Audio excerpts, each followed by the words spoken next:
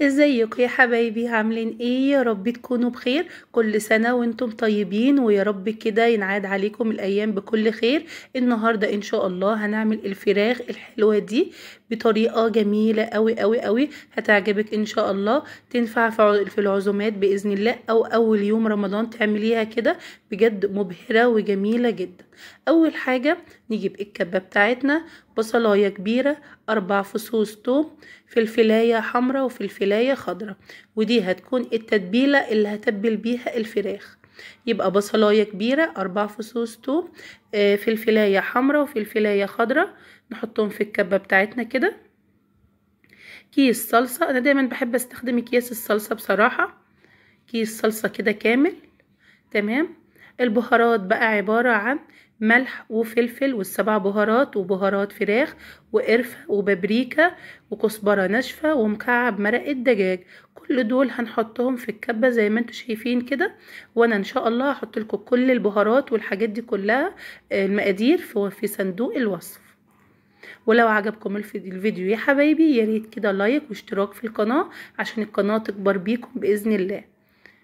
هنحطهم كلهم في الكبة كده زي ما انتوا شايفين. هنضرب بقى كل المكونات دي كويس جدا جدا. انا حطيت كده شوية زيت، هنضربهم بقى كويس جدا في الكبة. تمام. نجيب بقى الفراخ بتاعتنا، انا مقطعاها بالشكل ده. هنتبلها بقى بالتتبيلة دي، بس ما ناخدش التتبيلة كلها، لا، نص التتبيلة بس كده. هنتبل بيها بقى الفراخ بيها كويس جدا جدا جدا. الطريقة دي يا جماعة بجد حلوة قوي قوي، وسهلة جدا جدا، يعني مفيش فيها اي حاجة. تعمليها كده اول يوم رمضان باذن الله، او في اي وقت انت حباه تعمليها فيها، بجد جميله وان شاء الله هتعجبك.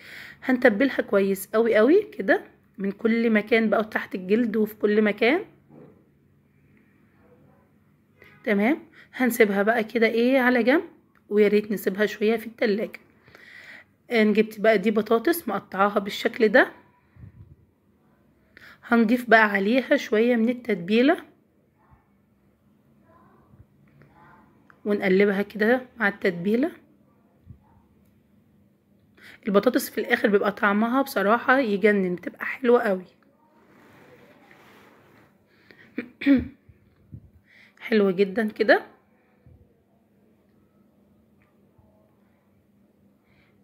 تمام. هنجيب بقى الفراخ وهنحطها على البطاطس بالشكل ده. بجد في الاخر بيبقى شكلها جميل ومبهرة كده، بيبقى بجد شكلها حلو قوي.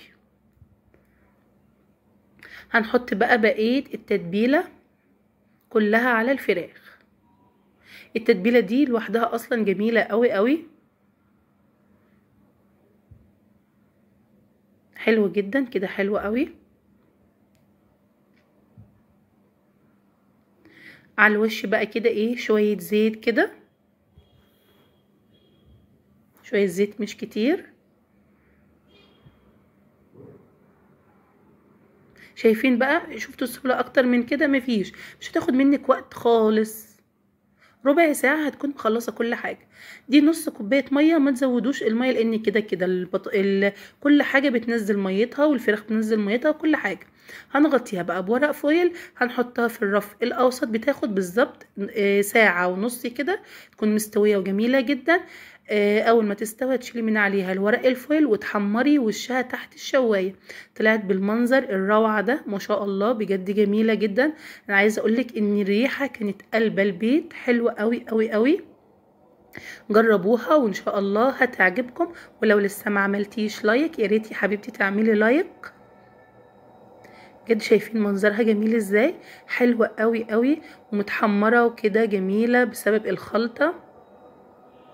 وشها متحمر وجميل قوي، والبطاطس دي والصوص اللي بيبقى نازل منها ده بيبقى جميل قوي قوي. تاكليه بقى كده مع رز ابيض، هي بتتقدم جنب رز ابيض، بتبقى بصراحة افضل حاجة الرز الابيض. شايفين شكلها يعني بجد شكلها روعة، تبقى شكلها حلو قوي في العزايم، او تعمليها كده اول فطار يوم رمضان. حلوة قوي قوي، والبطاطس دي بتبقى جميلة. وزي ما انتوا شايفين البطاطس ما اتهرتش كده، لا زي ما هي محتفظة بشكلها الحلو. ساعة ونص بالظبط على الرف الاوسط، وهتلاقيها مستوية وكله تمام ان شاء الله.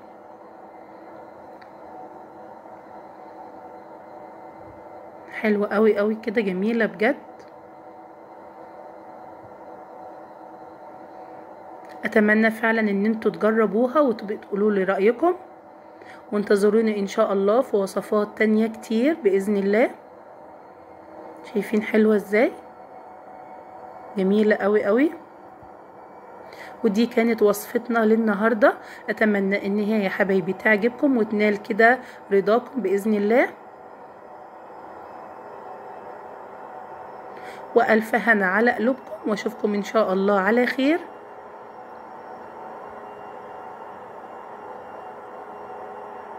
مع السلامة.